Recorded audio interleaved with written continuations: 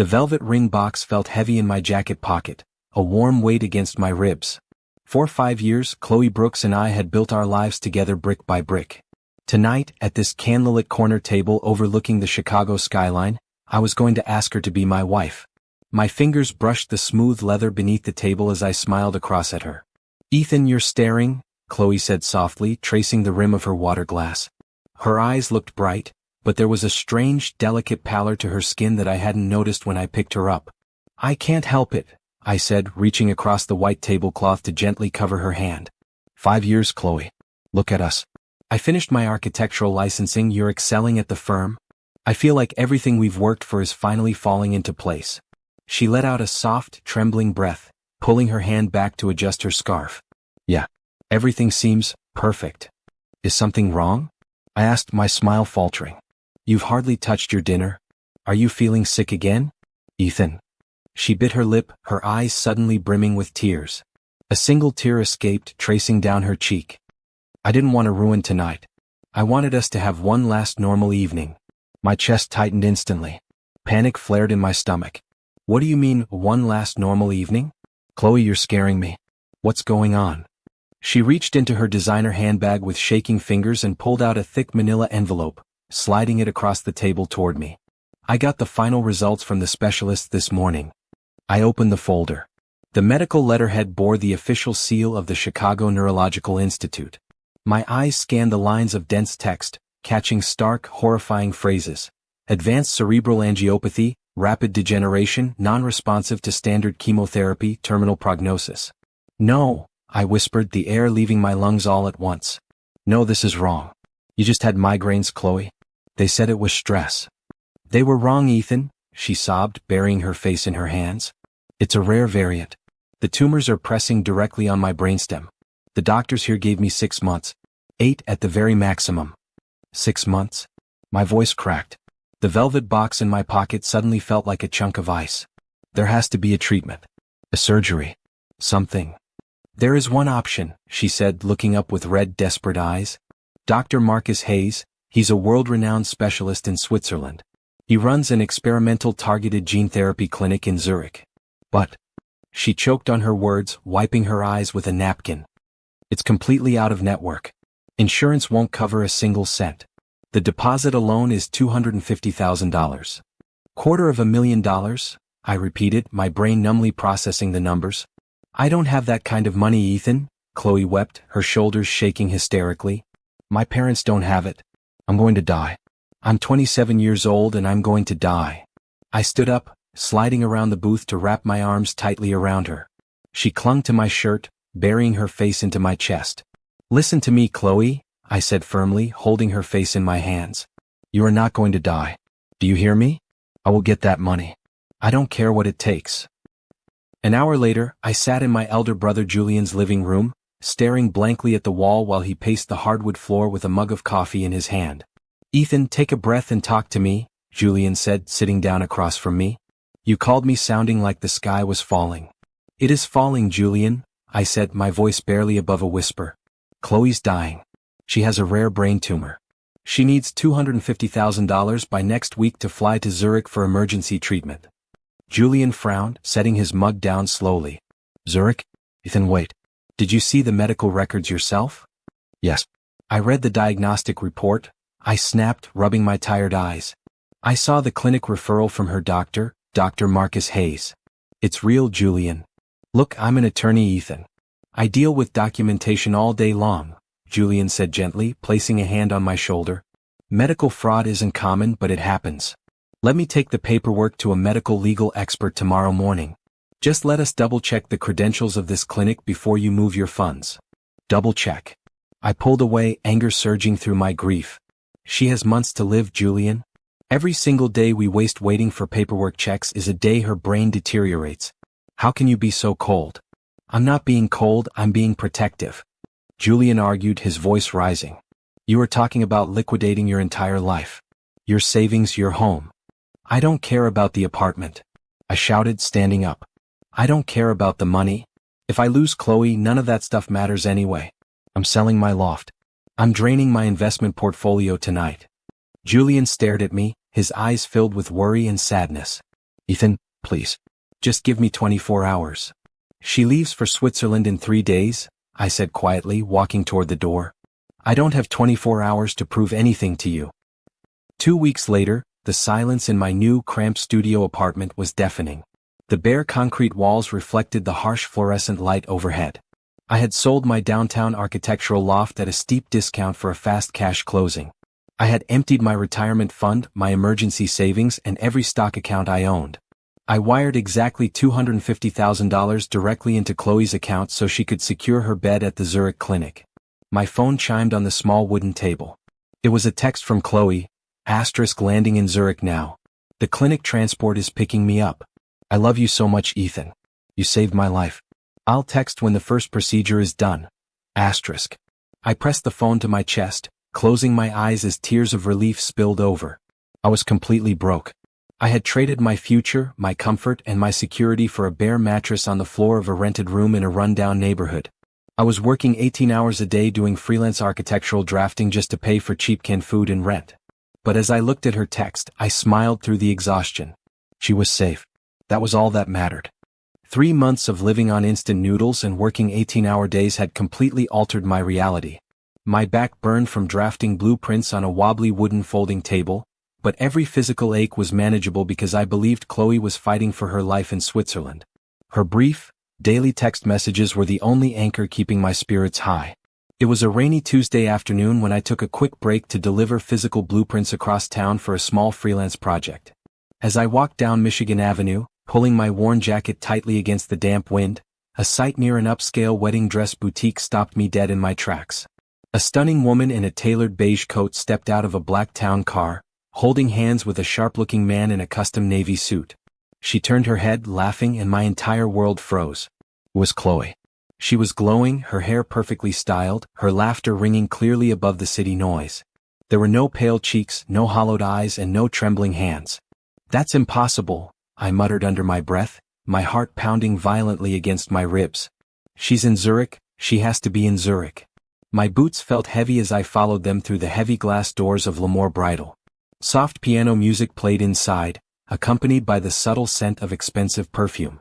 I kept my distance behind a velvet curtain near the private fitting area, my chest tightening so badly I could barely draw air.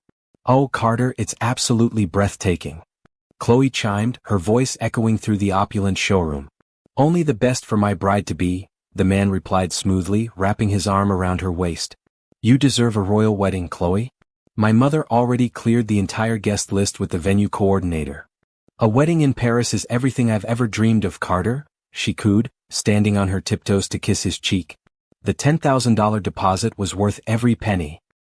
Carter? Wedding in Paris? Deposit? The words swirled in my mind like a nightmare. My knees buckled slightly, but anger quickly overtook the numbness. I slammed back the velvet curtain and stepped into the dressing suite. Chloe? My voice cracked, raw and disbelieving. Chloe whipped around, her smile dropping instantly as her face went pale. The handsome man next to her frowned, taking a step forward to block her. Who are you? The man asked aggressively, adjusting his designer cuffs. This is a private fitting session. Ethan. Chloe whispered, her eyes wide with shock. What are you doing here? I should ask you the same thing. I yelled, stepping closer despite the security guard hovering near the entrance. You told me you were in a medical facility in Switzerland. You said you had a terminal brain tumor. I sold my home, Chloe. I gave you $250,000. The man turned to Chloe, looking completely baffled.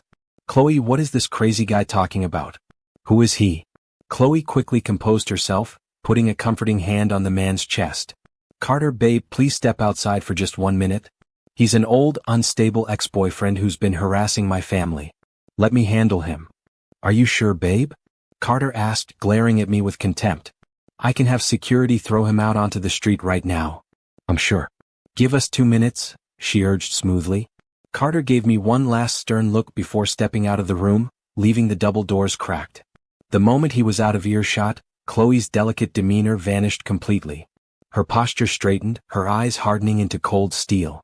You shouldn't have followed me, Ethan, she said coldly, crossing her arms over her expensive designer dress. Is this some kind of sick joke? I demanded, my hands shaking uncontrollably. Where is the money? What about Dr. Hayes? The brain tumor? Chloe let out a sharp, mocking laugh that cut deeper than any knife. Dr. Marcus Hayes? Marcus is my lover, you idiot. He forged those medical records in exchange for a cut of the money. My stomach turned upside down. You faked cancer? You faked a terminal illness? I needed seed money to elevate my social standing, she sneered, leaning in close so her voice remained low. Do you honestly think I was going to stay with a low-level architect, living in a suburban apartment forever? You were just a stepping stone, Ethan. I sacrificed everything for you. I screamed, tears finally spilling down my face. I am living on a bare floor. I gave you every single penny I ever made because I thought you were dying. And I appreciate your generosity, she said with a chilling smirk. Your money paid off my debts, bought my new wardrobe, and secured my spot in Carter Sterling's inner circle. Carter is a high-tech mogul worth millions. His family has actual power. I'm going to the police, I rasped, taking a step back in pure disgust. You committed grand larceny and fraud. You and your fake doctor are going to prison. Go ahead and try, Chloe said calmly, adjusting her massive diamond engagement ring. Marcus covered our tracks flawlessly. The money was transferred as a personal, voluntary gift from you to me. There are no signed loan agreements. It's your word against mine, and nobody believes a broke, desperate ex. You monster, I whispered. Get out of here, Ethan, she said, her voice dropping to a harsh whisper. If you ruin this wedding for me, I will use Carter's legal team to crush what little is left of your miserable life. Leave. She turned her back on me, calling out toward the hallway with a sweet, angelic voice. Carter, sweetie? Could you come back in? He's leaving now. I stumbled out of the bridal shop into the freezing Chicago rain, the world spinning around me. The harsh wind stung my face, but it was nothing compared to the absolute betrayal burning in my chest. I collapsed against an alley wall, clutching my chest as choked sob escaped my throat. She had stolen my money, my home, and my dignity. But as I wiped the rainwater from my eyes, the sorrow slowly burned away, leaving behind a cold, unyielding flame. She thought she was untouchable. She thought I was broken. She was wrong. I sat across from Julian in his downtown office, my hands clutched so tightly around a coffee cup that my knuckles turned white. I told you she was lying, Ethan, but I never imagined it was this sinister, Julian said, pacing behind his heavy mahogany desk. A fake terminal illness? That's systematic fraud. She thinks she covered her tracks, I said, my voice quiet but laced with iron. She said the money was framed as a personal gift. She thinks I can't prove a thing. Julian stopped pacing, leaning over the desk to look me in the eye. If Dr. Marcus Hayes generated those medical records, he committed severe medical malpractice and wire fraud. That's our entry point. A doctor's paper trail never disappears completely. We need to go to his hospital. An hour later, Julian and I stood in the sterile hallway of St. Jude's Medical Center. We didn't head for the main reception desk. Instead, Julian led me toward the nursing station outside Dr. Hayes' private clinic area. A blonde nurse in blue scrubs was organizing patient charts. Her badge read Sarah Jenkins, RN. Nurse Jenkins? Julian approached gently, pulling out his legal credential card. My name is Julian Vance. I'm an attorney representing my brother, Ethan. Nurse Sarah Jenkins looked up, her expression guarded. If you're looking for Dr. Hayes, he's in surgery until 3. We're not here for an appointment, Sarah, I spoke up, stepping forward. We're here about a set of forged diagnostic documents issued under Dr. Hayes' signature 3 months ago for a woman named Chloe Brooks. Sarah's eyes widened slightly, and she immediately glided around the desk, gesturing for us to follow her into a quiet break room. She shut the door tightly behind us. Did you say Chloe Brooks? Sarah whispered, her voice trembling slightly. And Dr. Hayes?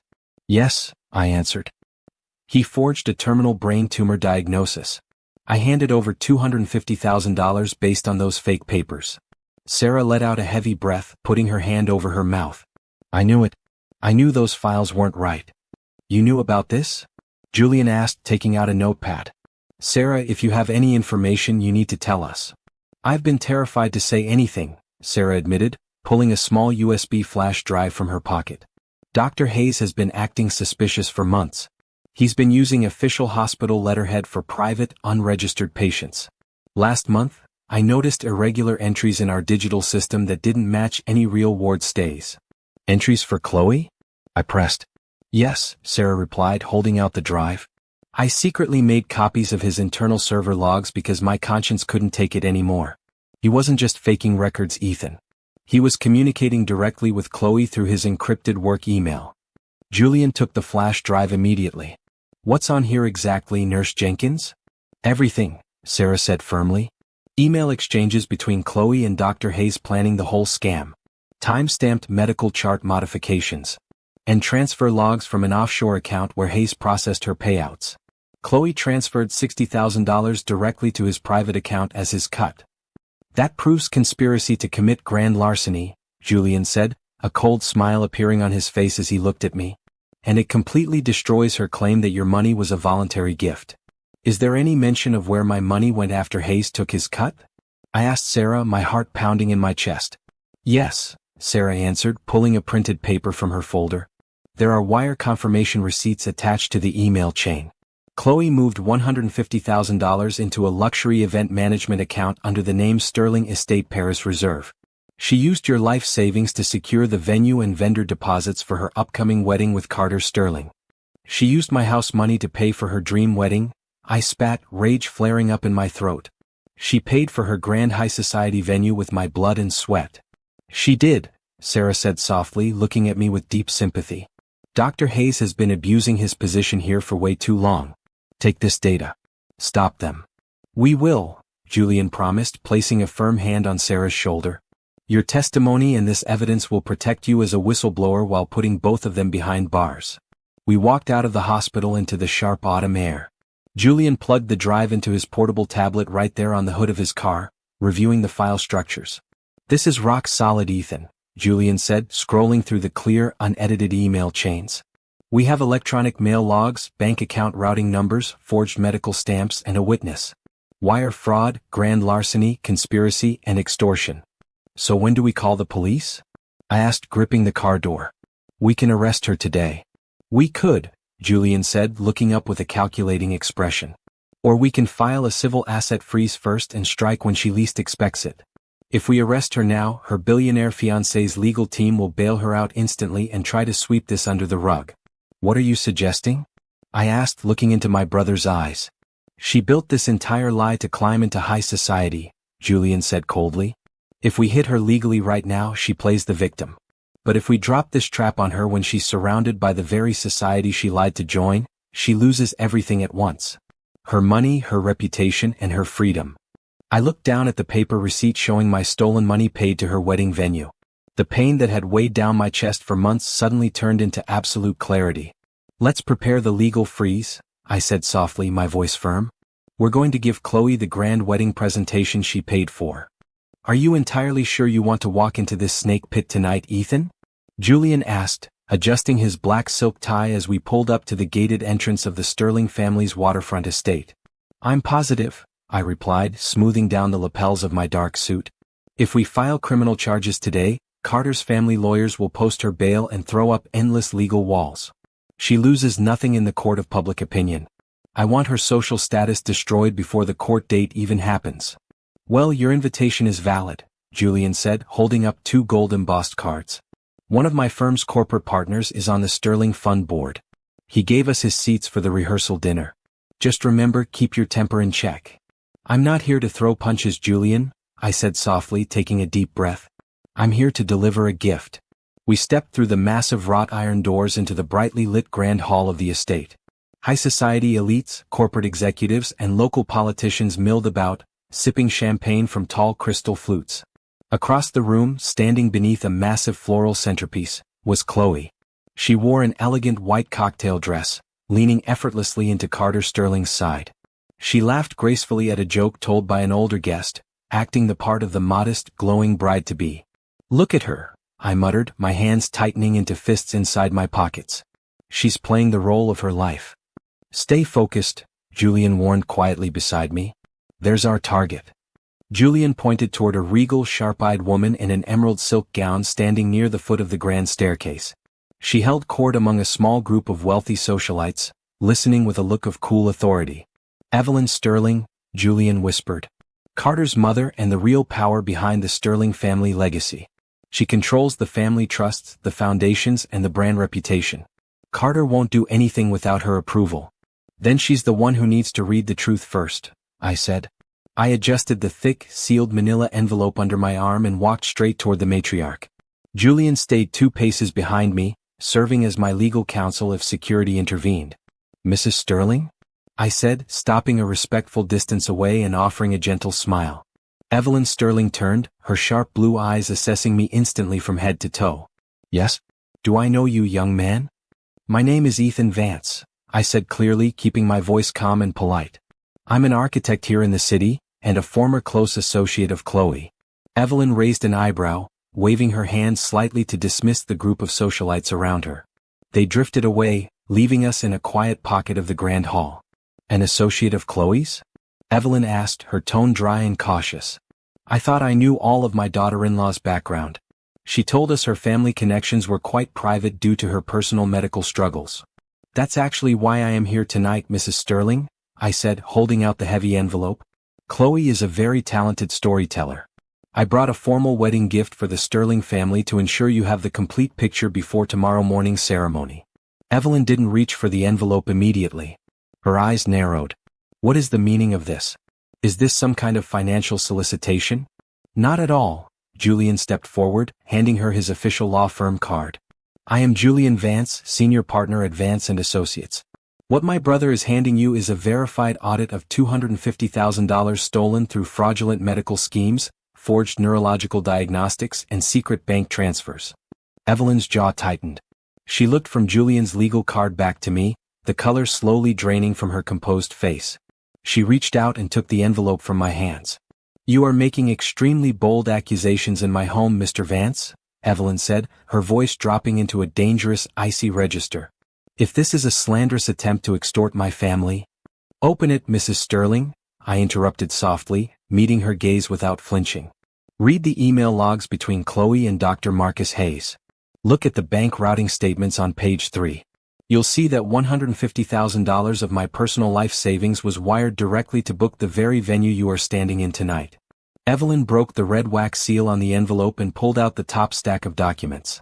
Her sharp eyes scanned the high-resolution prints, the altered brain scans, the fake diagnosis letters, and finally, the direct text messages from Chloe bragging about using my money as seed cash to fool Carter. As she turned to page 3, her breath hitched. Her hand trembled slightly against the thick paper. This cannot be real," Evelyn whispered, her posture stiffening in visible shock. She claimed these venue deposits came from her personal trust fund. "It came from my sold apartment, Mrs. Sterling," I said quietly. "She faked terminal cancer to take everything I owned." Across the room, Chloe happened to look in our direction. Her fake, radiant smile instantly froze. She saw me standing right next to Evelyn, and she saw the official medical documents spread out in the matriarch's hands. The glass of champagne in Chloe's hand wobbled violently, spattering against the polished marble floor. "Mother?" Carter's voice echoed as he walked over, noticing the sudden silence.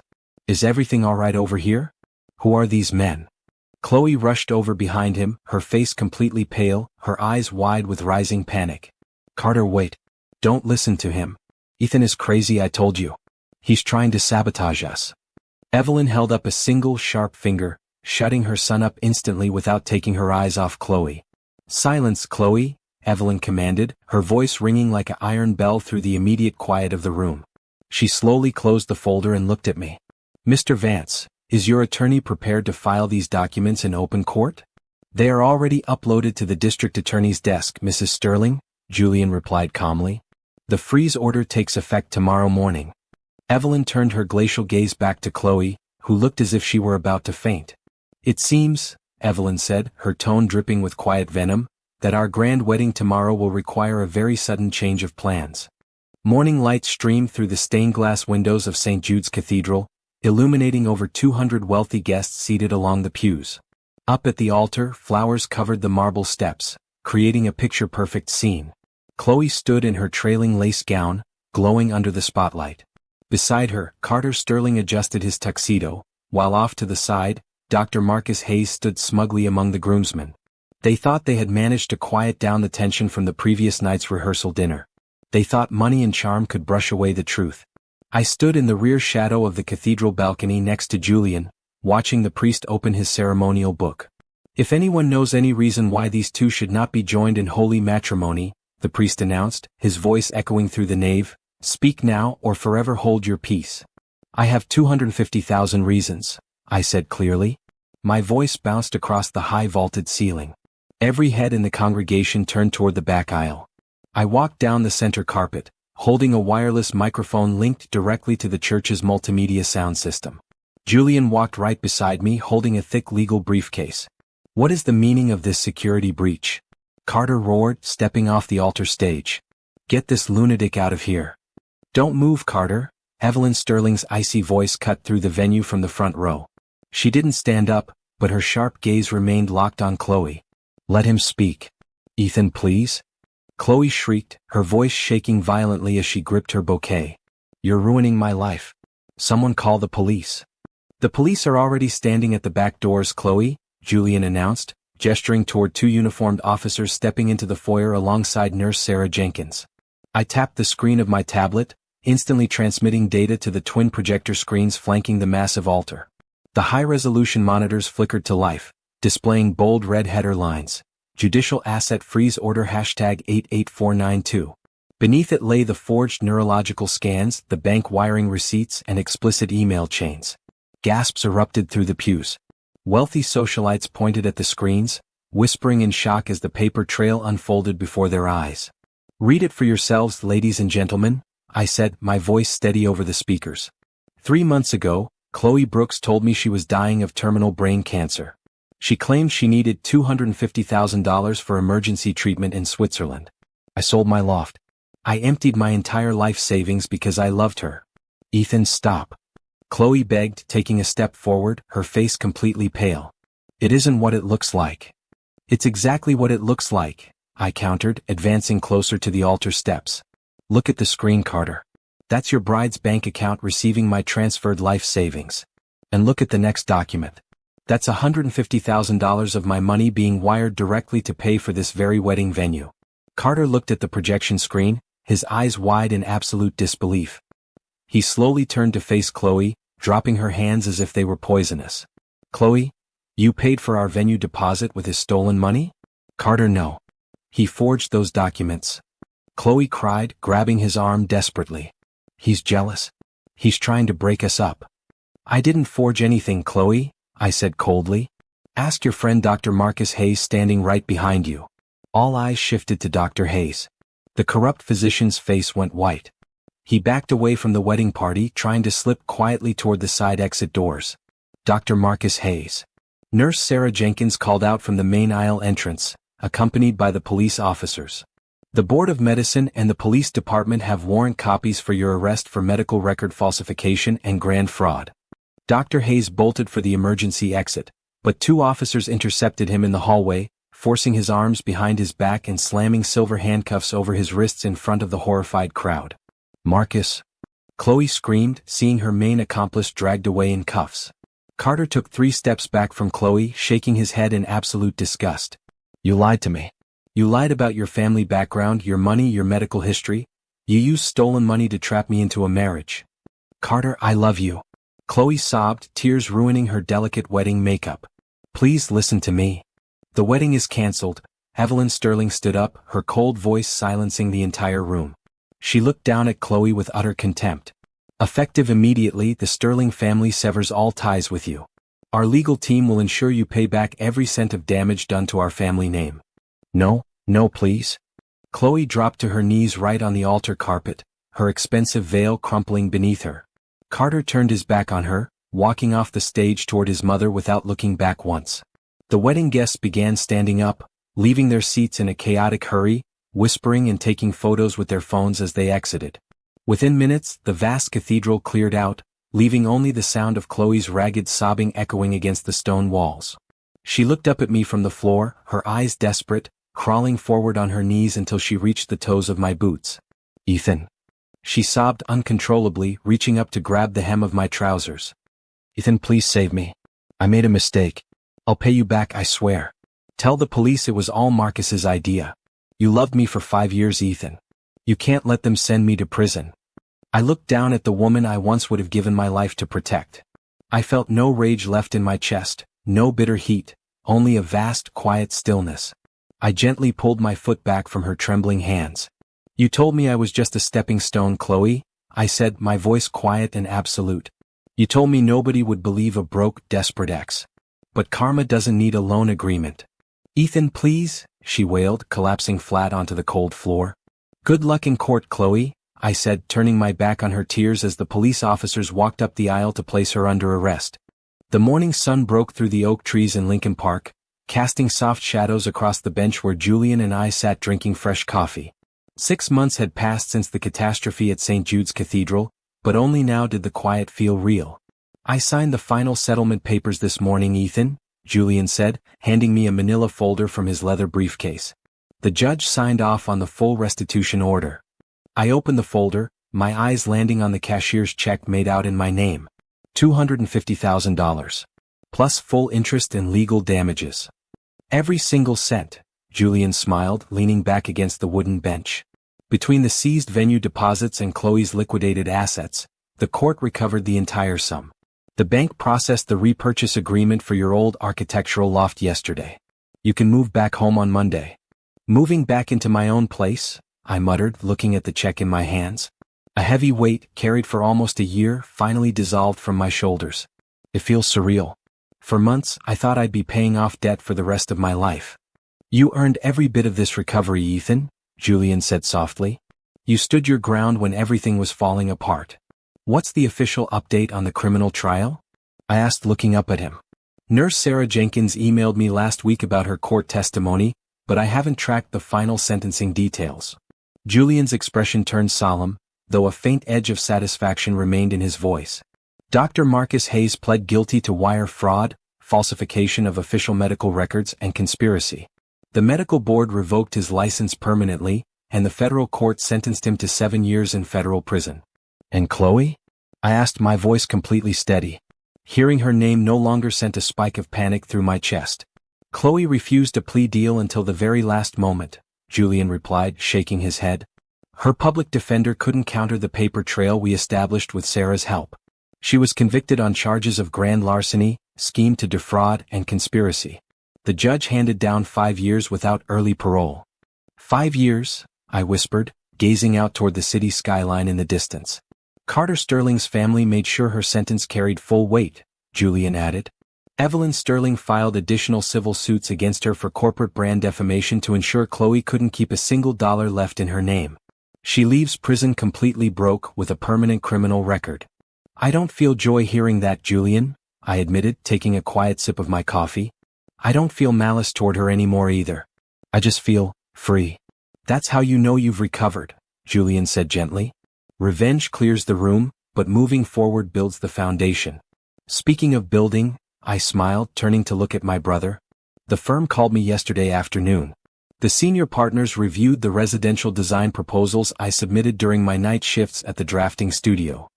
Julian looked intrigued, turning toward me on the bench. And? They offered me a lead associate position, I said, unable to hide the grin spreading across my face. They saw the work I put in while living in that tiny studio apartment. They're handing me the new lakefront pavilion project starting next month. Lead associate. Julian clapped his hand firmly on my shoulder, laughing out loud. Ethan, that's incredible.